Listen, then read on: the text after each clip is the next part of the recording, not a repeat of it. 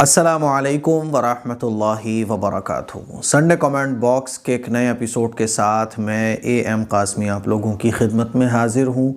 मुझे उम्मीद है कि आप लोग खैर आफियत से होंगे। मैं अल्लाह ताला से दुआ करता हूँ कि अल्लाह ताला आप लोगों को अपने हिफ्ज़ व मान में रखे।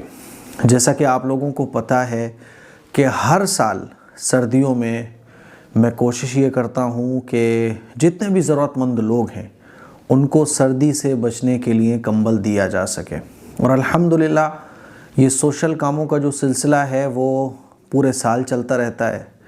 राशन देना, लोगों का इलाज कराना, गरीब लोगों की जो भी मदद हो सकती हो आप लोगों के साथ मिलकर उनकी मदद करना।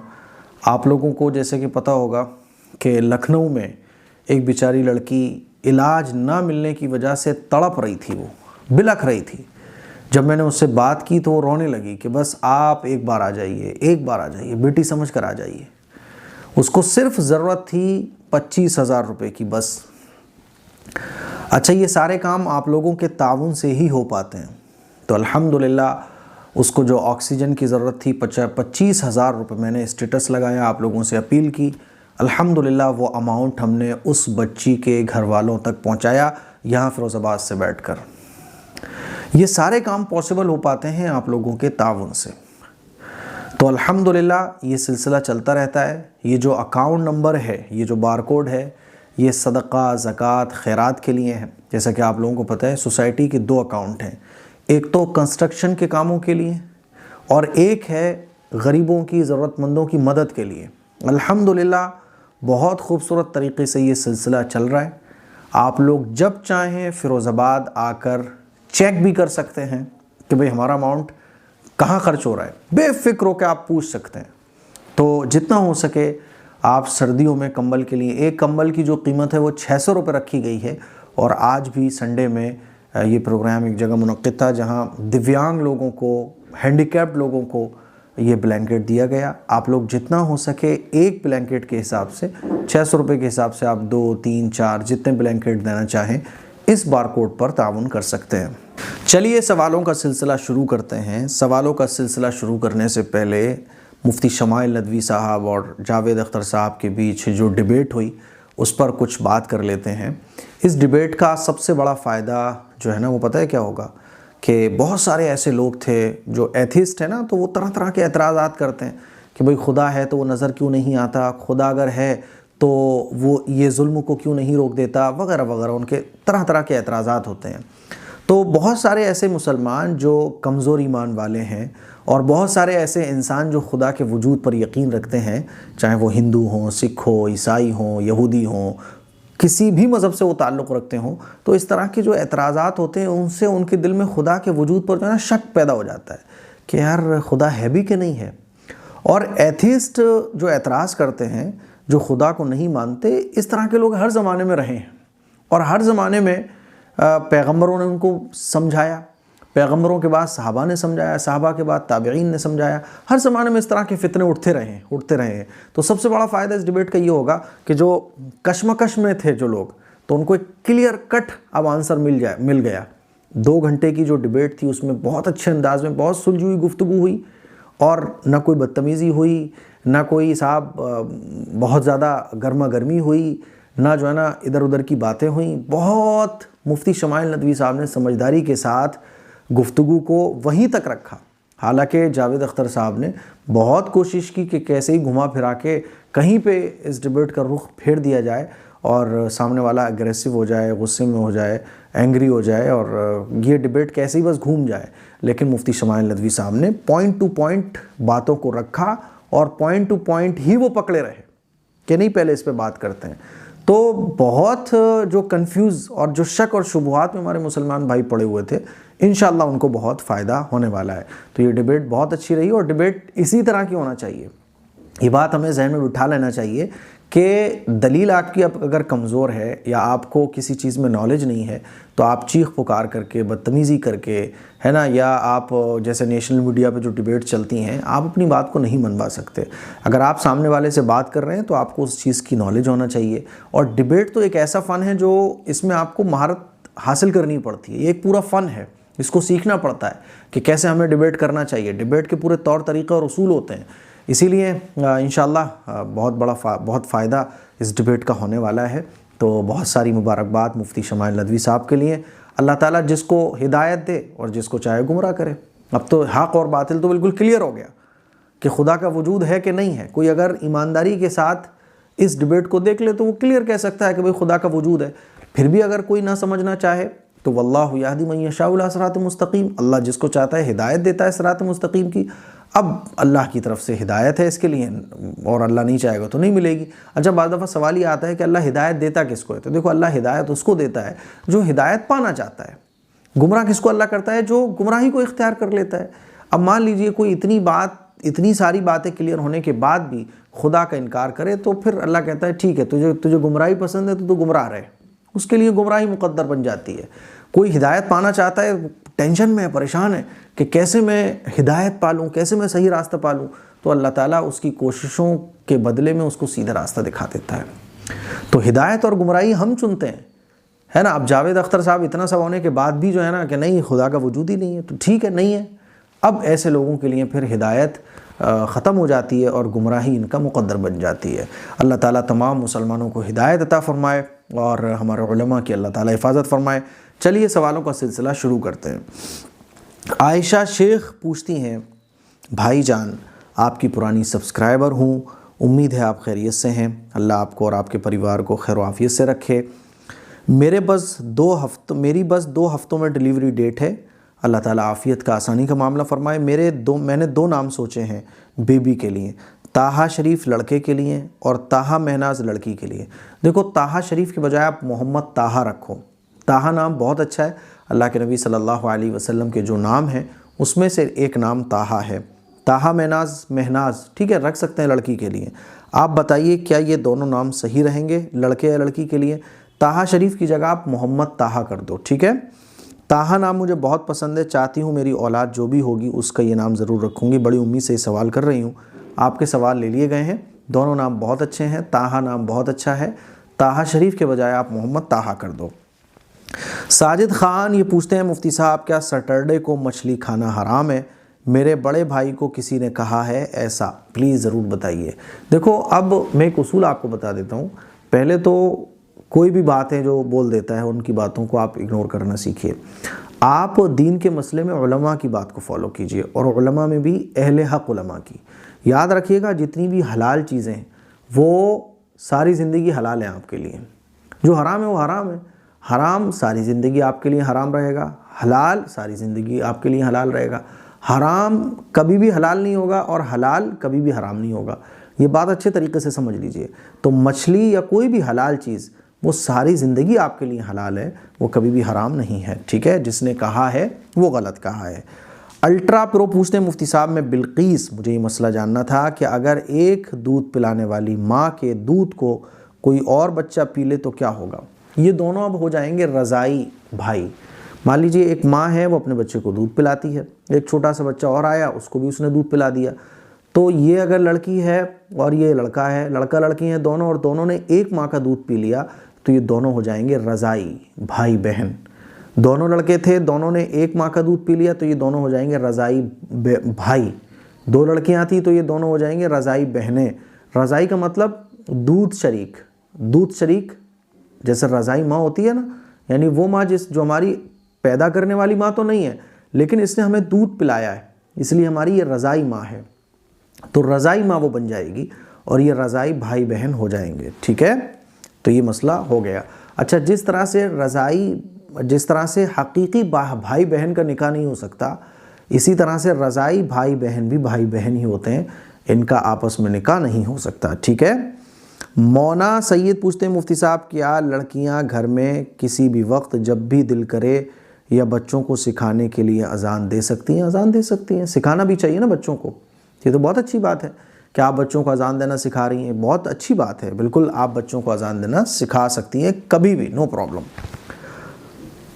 कम टू सक्सेस, इनके कुछ सवाल हैं, प्लीज़ स्किप मत करना। नहीं कर रहे भाई स्किप, आपसे हम्बल रिक्वेस्ट है, सब पढ़िएगा, ठीक है। सवाल नंबर 1, मैंने 2 महीने पहले ही, देखो इनका सवाल तो बहुत बड़ा है, लेकिन इन्होंने ये कहा है, पूरे सवाल का खुलासा जो मैं अब तक समझा हूँ वो ये है कि ये पहले हिजाब बुर्का वग़ैरह नहीं पहनती थी, अब इन्होंने अभी हाल ही में हिजाब बुर्का वग़ैरह पहनना शुरू किया है। ये किसी प्रोग्राम में गई, वहाँ पर गैदरिंग थी, लड़के लड़कियाँ, होता है ना आजकल यही होता है, कहीं भी शादी में जाओ तो लड़का लड़की लड़कियाँ सब एक ही होते हैं, गैर महरम सब एक ही जगह जमा हो रहे होते हैं। तो इन्होंने वहाँ अपना हिजाब भी नहीं हटाया, नकाब भी नहीं खोला, ये बुर्क़े में रहीं, हिजाब के अंदर रहीं। अभी ये वहाँ से वापस आ गई तो घर वालों ने काफ़ी मजाक बनाया मेरा। मेरे भाई ने कहा तेरी शादी में जाने का फ़ायदा ही क्या हुआ जब बुर्क़ा वग़ैरह कुछ उतारा ही नहीं, बताएं अब मैं क्या करूँ। इस तरह की जो बातें होती हैं वो दीन ना होने की वजह से लोग करते हैं। अच्छा, इस तरह की शादी मुसलमान आजकल करते हैं। जैसे कल ही हमारी फैमिली एक वलीमे में गई हुई थी, मैं तो नहीं जाता हूँ क्योंकि मुझे मालूम है, लेकिन हमारी फैमिली गई हुई थी तो वहाँ क्या था, यही सब था, मर्द औरतें सब एक ही जगह। तो हमारे घर के जो लोग गए हुए थे उन्होंने भी बुर्क़े में ही खाना वगैरह खा लिया, जैसे भी खाया। तो होता क्या है कि लोग इसकी रियायत नहीं करते, हालांकि रियायत करना चाहिए।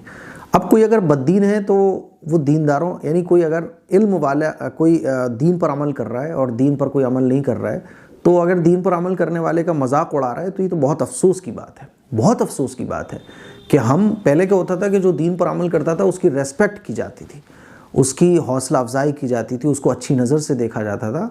आजकल लोग अपनी बददीनी पे खुश होते हैं और ये समझते हैं कि हम तो बहुत अच्छे हैं, है ना। जैसे मान लीजिए मैं कहीं जाऊं किसी प्रोग्राम में और वहाँ पर बुफे सिस्टम हो और टेबल मेज़ कुर्सी बैठने की कोई जगह ना हो तो मैं खाना नहीं खाता हूँ भाई।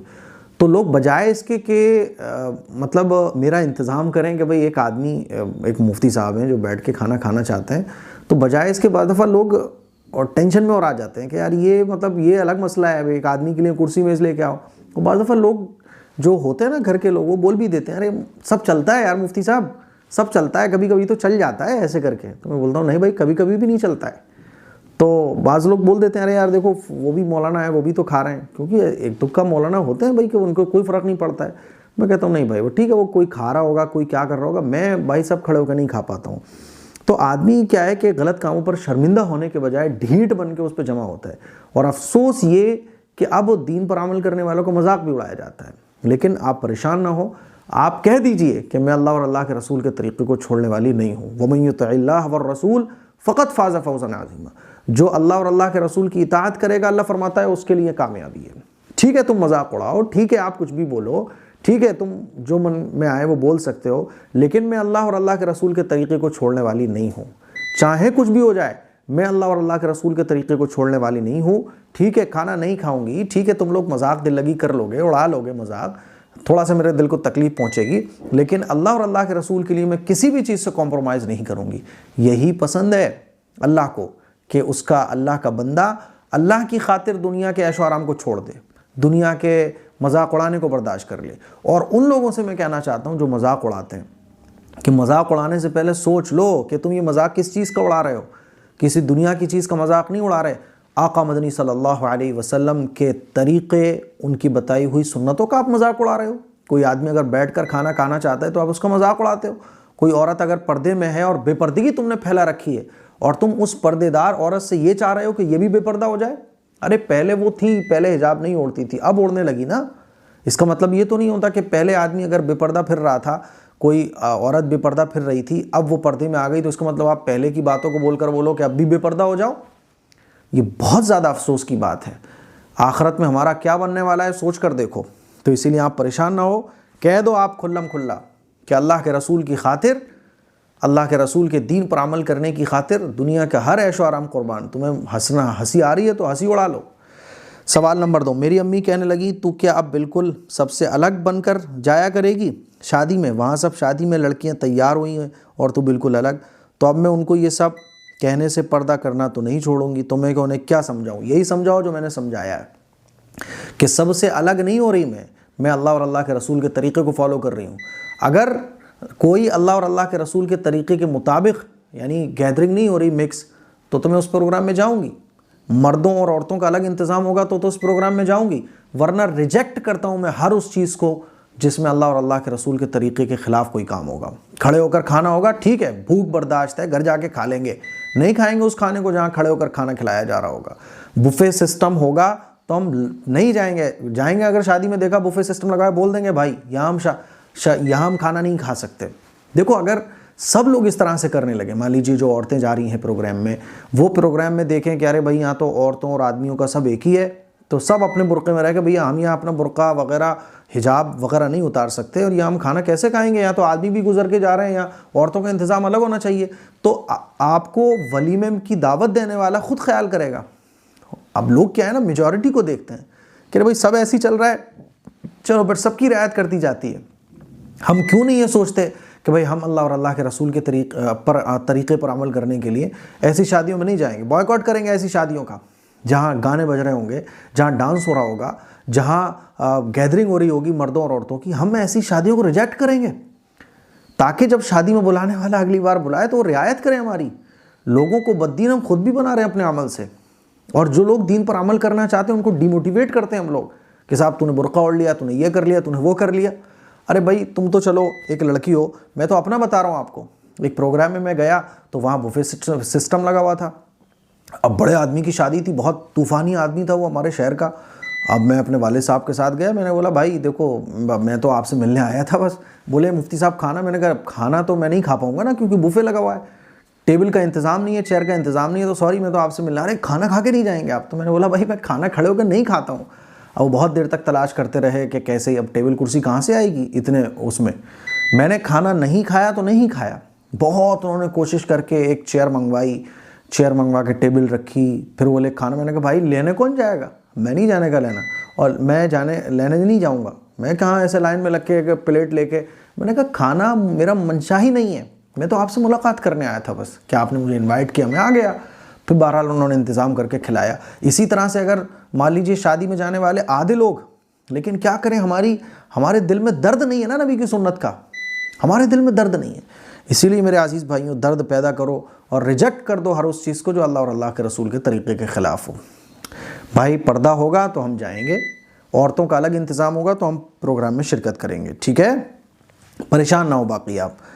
अमीर हसन पूछते हैं, मेरा नाम आमिर है, आपकी वीडियोस डेली देखता हूँ, मैं नोएडा से हूँ। मेरा आपसे एक सवाल है, एक दिन मेरी वाइफ ने अपने पैरों में बिछिया नहीं पहनी क्योंकि उसकी उंगलियाँ सूज के लाल हो गई थी, लेकिन मेरी अम्मी ने रात को उसे बिना बिछिया पहने देख लिया और बहुत चिल्लाई उस पर। तो आप मुझे बताइए क्या पैर में बिछिया पहनना फ़र्ज़ है, वाजिब है या ज़ीनत है? और कोई लड़की निकाह के बाद अगर किसी वजह से बिछिया ना पहने तो क्या उस पर कोई गुनाह हो जाता है? देखो, बिछिया पहनना ये ज़ेवरात में आता है ना, तो अगर किसी ने बिछिया नहीं पहनी है तो कोई हरज की बात नहीं है। लेकिन क्या होता है ना, घर के जो बड़े बूढ़े होते हैं, पुराने ज़माने के जो लोग होते हैं, वो इसको ऐप समझते हैं कि देखो बिछिया नहीं पहनी है तो वो फिर डांटेंगे, बाज़ दफ़ा बुरा समझेंगे। तो अब उनको देखो इस उम्र में नहीं समझा सकते, हम ये नहीं कह सकते कि हम अरे अम्मी कुछ नहीं होता है, तो कुछ नहीं होता है ना तो और टेंशन में आ जाएंगी कि बच्चे हमारे बागी हो गए, अब तो हमारी सुनते ही नहीं है। तो इसीलिए तरीका ये है कि अम्मी की रियायत करते हुए पहन लो, और जब अम्मी चली जाए तो उतार दो, है ना, या पैरों में मोज़े पहन लो कि अम्मी को नज़र ही ना आए। तो बहरहाल ये पहनना कोई ज़रूरी नहीं है ना। बाकी इस तरह की बातें पुराने ज़माने के लोगों में चलती हैं। अच्छा जी, आयशा अंसारी पूछती है, मुफ्ती साहब मेरा नाम शहरीन है, मैं दिल्ली से हूँ, मेरा आपसे कुछ सवाल है। पहला सवाल, क्या लड़कियों के हेयर स्टाइल बनाना जायज़ है, जैसे पफ़ वगैरह या कोई भी? दूसरा सवाल, अगर घर में कोई नामहरम नहीं है तो प्लाज़ो टखनों से ऊपर पहन सकते हैं, इससे गुनाह तो नहीं होगा? देखिए, पफ़ वगैरह बनाने में कोई हरज नहीं है ना, बस ये आप कोई भी डिज़ाइन के बाल बना लो घर में, तो है ना, बस ये कि वो गैर महरम के को दिखाने की मंशा नहीं होना चाहिए, जैसे कि आजकल चल रहा है। गैर महरम को दिखाना, किसी गैर महरम को अट्रैक्ट करने के लिए आप कोई पफ़ वगैरह कोई बाल बना रही हो, फिर तो मसला हो जाएगा। तो किसी भी डिज़ाइन के बाल आप घर में, क्या कोई भी प्रोग्राम में जहाँ औरतें बना सकती हैं, कोई हरज की बात नहीं है। दूसरा सवाल, अगर घर में कोई नामहरम है, प्लाज़ो टखनों से ऊपर रख सकते हैं, कोई हरज की बात नहीं है, ठीक है, नामहरम नहीं है तो। लेकिन टखनों से नीचे नॉर्मल कभी कभी हो जाए अलग बात है, लेकिन टखनों से ऊपर पहनने की आदत फिर भी नहीं बनाना चाहिए। घर में काम करते हुए कभी टखनों से ऊपर हो जाए तो कोई हरज की बात नहीं है। तीसरा सवाल, शौहर के लिए नए नए कपड़े पहनना चाहिए, तो पुराने कपड़े ज़्यादा पुराने नहीं होते हैं और कोई लेता भी नहीं है, तो उनका क्या करें? ऐसे कपड़े ख़राब करना गुनाह होगा और शौहर के लिए अच्छे अच्छे नए कपड़े पहनने का मन करे तो क्या करें प्लीज़ बताइए। पुराने कपड़े अगर हो जाए गरीबों को दे दो, जो गरीब होता है ना तो वो ले लेता है। अच्छा, अगर गरीब नहीं मिल रहा है, बहुत सारे लोग ऐसे होते हैं कि गरीब कपड़े लेने वाले वहाँ होते ही नहीं, आप ऐसी सोसाइटी में रहते हैं वहाँ गरीब है ही नहीं, तो आप मेरे पास भेज दो, अपने कपड़ों का पूरा एक पार्सल तैयार करो और मेरे एड्रेस पर भेज दो। और मेरे एड्रेस पर भेजने के लिए आप नंबर नोट कर लो 7417810799। आपके पुराने कपड़े हों, कोई भी चीज़ हो, कुछ भी आप मेरे पास भेजना चाहते हैं 7417810799 पर मैसेज करके मुझसे एड्रेस ले लो और मेरे पास भेज दो। बहुत गरीब है, बहुत गरीब है, अल्लाह का शुक्र है। इतने आप लोगों के जो कपड़े अल्लाह का शुक्र है उन तक पहुँचेंगे, अल्लाह का शुक्र अदा करेंगे। समझ रहे हैं? ठीक, चलिए। अंसारी हनीफ बहुत मरतबा कमेंट किया और रिप्लाई नहीं आया। आसमा को कैंसर हो गया है, अपने सब्सक्राइबर से दुआ करवा दीजिए, बहुत परेशान है, 3 साल से कैंसर से परेशान है। अल्लाह ताला शिफा अता फरमाए। जितने भी कैंसर से पीड़ित लोग हैं अल्लाह ताला उनको शिफाए कामिला आजिला मुस्तमर्रा दाइमा नसीब फरमाए, आफ़ियत का मामला फरमाए। सभी लोग दुआ कर दें। हुस्न खान पूछती मौलाना साहब, इस्लाम में मोहब्बत करना जायज़ है? हाँ, मोहब्बत करना जायज़ है। बीवी से मोहब्बत करना जायज़ है, शौहर से मोहब्बत करना जायज़ है, माँ से मोहब्बत करना, अपने घर वालों से मोहब्बत करना, हलाल मोहब्बत करना इस्लाम में जायज़ नहीं, सवाब है। और हराम मोहब्बत करना, गर्लफ्रेंड से मोहब्बत, नाजायज़ ताल्लुक़, किसी औरत से मोहब्बत, गलत लोगों से मोहब्बत, गुनहगारों से मोहब्बत, कमीनों और नालायक किस्म से मोहब्बत, जुल्म ज़ालिमों से मोहब्बत, इस्लाम के दुश्मनों से मोहब्बत, ये गुनाह वाली मोहब्बत है। तो बिल्कुल इस्लाम में मोहब्बत करना जायज़ नहीं है। अगर वो हलाल मोहब्बत है आपकी तो वो जायज़ नहीं बल्कि सवाब है। तो ये कुछ सवालात थे। कल से मेरे यहाँ दर्द हो रहा है बहुत ज़्यादा, पता नहीं क्या हो गया है कि अगर मैं मतलब जैसे ऐसे आँख कर रहा हूँ तो ठीक है, और अगर मैं ऐसे आँख कर रहा हूँ सामने या देख रहा हूँ तो यहाँ मेरे दर्द हो रहा है। तो इसीलिए आज थोड़ा सा आपको सुस्ती सी नज़र आ रही होगी। दुआ करें मेरे लिए कि अल्लाह ताला ये जो 2-3 तकलीफ़ें लग गई हैं अल्लाह ताला सेहत अता फरमा दे बग़ैर दवाओं के, है ना। तो दुआ करें मेरे लिए। और अगले संडे एपिसोड के लिए अपना सवाल कमेंट बॉक्स में जाके ज़रूर कमेंट कीजिएगा। अस्सलामु अलैकुम व रहमतुल्लाहि व बरकातुहू।